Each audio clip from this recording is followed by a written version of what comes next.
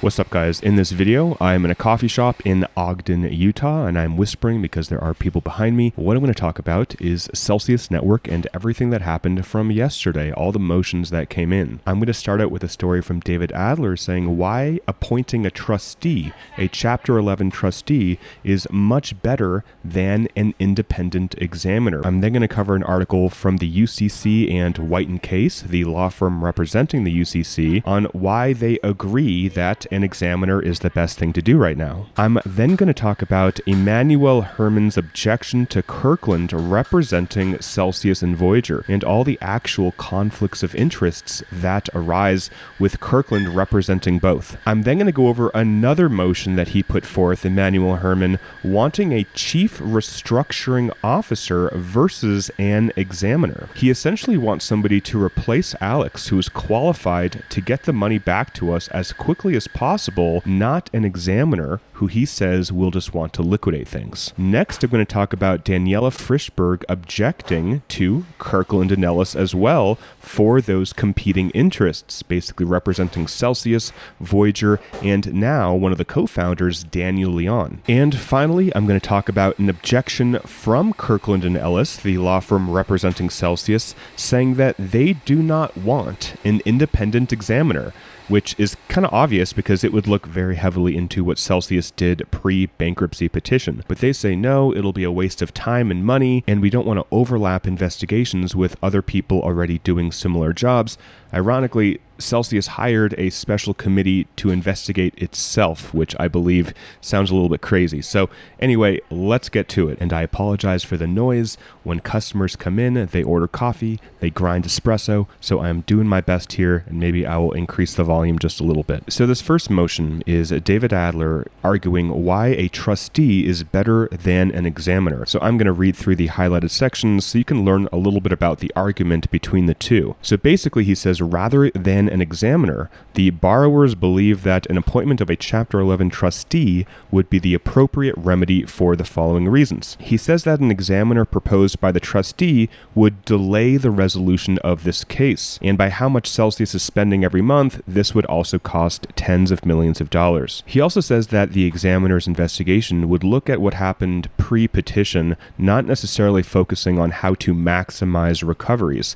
So personally, I feel like both should be happening, essentially. Like, there should be an investigation into what happened pre-petition, everything that happened over the last 3 to 4 years, but also you have to weigh that with what's the best and quickest way for everybody, all the creditors, to get as much money as possible without wasting time. So there is that balance. And David is arguing that just getting people the money the quickest and not doing these really in-depth investigations is what is in the best interest of all of us. So next I want to talk about what Thomas said about this next paragraph here. He said, this is why the UCC, the Unsecured Creditors Committee, should not be retaining conflicted counsel. And I'll explain what that means in just a moment. What this paragraph says is that assuming an independent examiner concludes that there are colorable claims against Celsius, right, it is unclear who would prosecute them. Obviously, given that the pre-petition management is still in possession, meaning that Alex and Nuke and Daniel are still running the show, the debtors, Celsius, would not be pursuing these claims. And it also appears that White & Case, representing the Unsecured Creditors Committee, could not pursue these claims,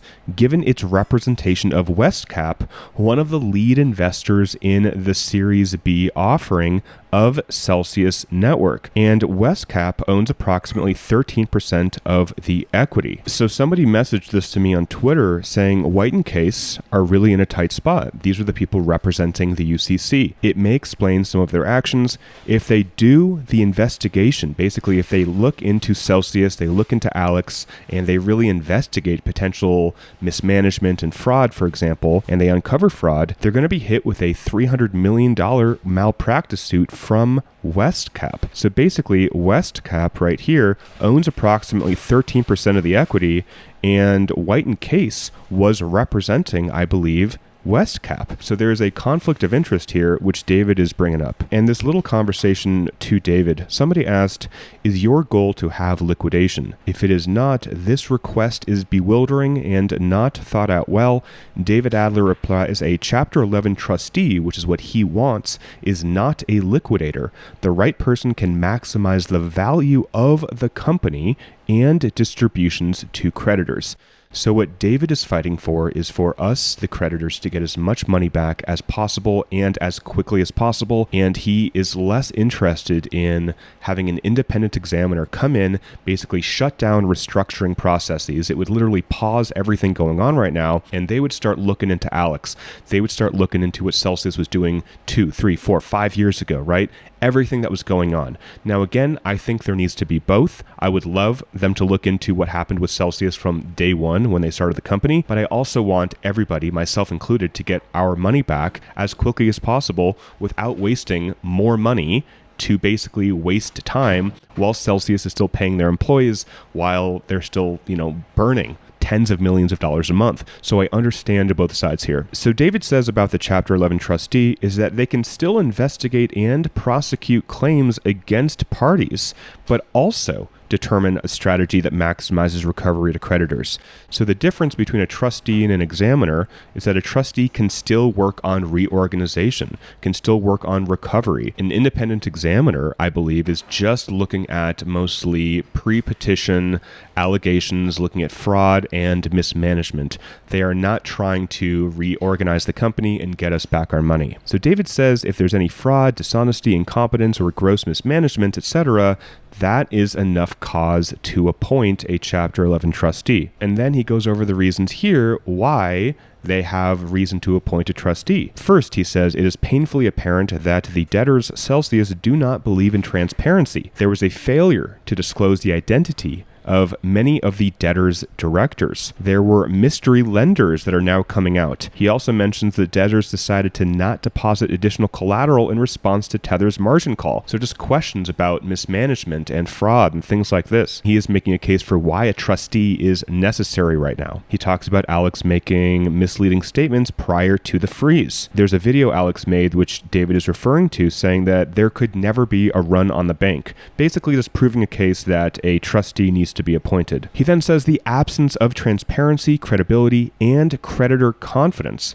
constitutes cause to appoint a Chapter 11 trustee. He also says that the debtors lost hundreds of millions of dollars through mismanagement. Basically, Celsius did not do a good job of managing funds, which we know. Celsius's plan also hemorrhages cash, which is not good as well. He says here the appointment of a Chapter 11 trustee is in the best interests of creditors like you and I. He says that an examiner would take a long time before they could prepare an issue to report. And he says given the cash shortfalls of Celsius, how little cash they have, these delays and costs with the appointment of an examiner would irreparably harm Celsius's estates and their respective creditors, including the borrowers. So that's it for this motion put together by David Adler, which I think was well done, basically laying out a case for why a trustee is more appropriate than an examiner. Ultimately, though, it is, I believe, up to the judge to decide. So I'm going to get further into this video talking about other people sharing their idea of what makes most sense, because a lot of these people and parties are trying to put forth a convincing case to the judge as to why what they think is the right decision. So next, this came out from the Celsius UCC. I'll just read it here. Following discussions with the U.S. trustee, we are pleased to report we have reached an agreement on its request to appoint an examiner. So Celsius wants an examiner, whereas David Adler says no, it's better to have a trustee for all the reasons I just talked about. This tweet says, this resolution, if approved by the court, will balance the need for transparency with the risks of significant costs and delays. If the court orders the appointment of an examiner, we will work with that individual to ensure transparency and accountability for account holders. All right, so there are some competing interests about what different parties think is the right decision here. That's kind of the point of this video. So next I want to talk about Emmanuel Herrmann objecting to Kirkland representing Celsius and Voyager. Now, I don't really know who this guy is, but he writes very, very well, and he is just a Celsius creditor, but he acts like he's a lawyer, and I really enjoy what he's saying here. So he starts by saying that Kirkland is representing Voyager and Celsius and how they are rival claimants. And this is very important. This dispute materially limits Kirkland's representation of Celsius. So Kirkland represents Voyager in its bankruptcy as well, as we know, and Voyager has a $650 million claim against Three Arrows Capital.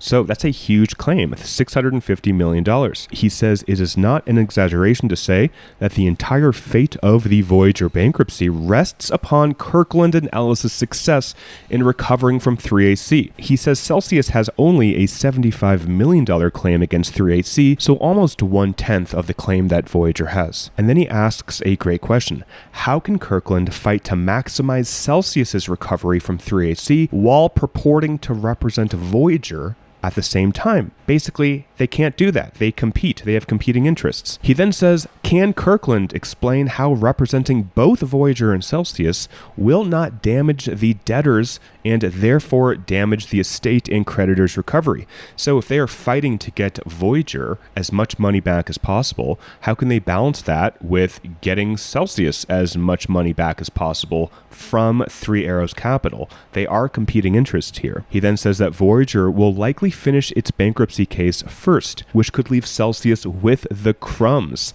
Wow. I mean, Voyager started this process before Celsius, so I completely understand why he would think, and I believe it too. Voyager is going to finish their BK process first. They are way ahead, and they have more money to get back, or they have a larger claim against Three Arrows Capital. He says by representing both Voyager and Celsius, Kirkland will have complete discretion over the timing of legal actions taken by both debtors, Voyager and Celsius. So he talks about a race to the courthouse.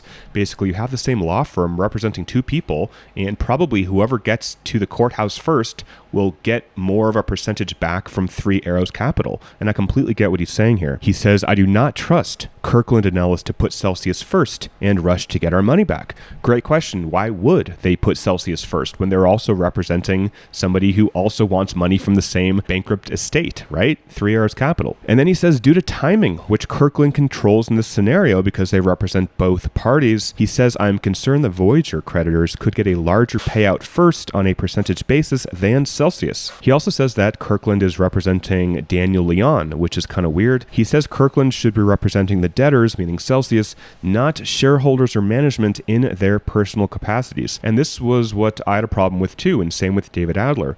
Like, why is a manager of Celsius using the exact same law firm that's representing Celsius, but doing it for a personal matter? So basically, is the bankruptcy estate's money, essentially our crypto, paying Kirkland to represent Daniel seems a little strange. But even if Daniel paid Kirkland to represent him personally, that's still a conflict of interests. So next I want to talk about Daniel Frishberg also objecting to Kirkland and Ellis. Very similar complaints or issues that Emmanuel had as well. He starts out by saying that they represent Voyager and Celsius, both of which are owed money by Three Arrows Capital. He also says that representing Daniel Leon represents another conflict of interest, same thing that Emmanuel Herrmann said. He basically says that Celsius and Voyager have inextricably intertwined interests because they're both in an almost identical situation. They are owed money by Three Arrows Capital. So now Emmanuel Herrmann's talking about why he wants a chief restructuring officer versus an examiner. So I'll just summarize this for you guys. Basically, having an examiner would prolong the case, and if their scope is too broad, it could cost tens of millions of dollars. He says that an examiner will not expedite the return of our crypto assets in any way. He says Celsius does not need an examiner, but a chief restructuring officer. This person would replace Alex Mashinsky, and this officer would be on the same side of the table as depositors. This person would also know about the cryptocurrency industry, and we wouldn't have to pay somebody who knows nothing about crypto a lot of money just to educate them on what's going on here. He says that he does not want a trustee because he thinks that would be a path towards liquidation, and also they would be more interested in investigations than a recovery for us, the creditors. So the last thing I want to cover is Kirkland is objecting to an independent examiner, saying it'll waste time and money. So from this document, I just want to read one paragraph which really stood out to me. It says, after Celsius paused the withdrawals a month before the BK petition date, Celsius appointed 2 new outside directors with restructuring expertise, formed a committee consisting of those 2 new outside directors, and hired restructuring advisors. After the special committee's formation, Celsius delegated to the special committee the full authority to conduct any investigations it deemed appropriate. So what Kirkland is saying is that, hey, we already formed a special committee that we're giving full authority to investigate things. And they're like, we don't need an independent examiner. So I'm not a lawyer, but how I'm reading this is that why would Kirkland want an independent third-party examiner to aggressively investigate their clients? It's probably not in their best interest, right? But he does say that if an examiner is appointed, they want to agree upon the scope for investigation. Basically, hey, our little committee doesn't want to investigate the same thing that you are investigating. We don't want there to be any overlap, which makes sense. But my problem is that if any investigator is literally hired with somebody who has an interest in finding certain information or not finding certain information regarding Celsius's pre-petition history, what they did before bankruptcy, and really looking into all the management with a fine-tooth comb and a microscope,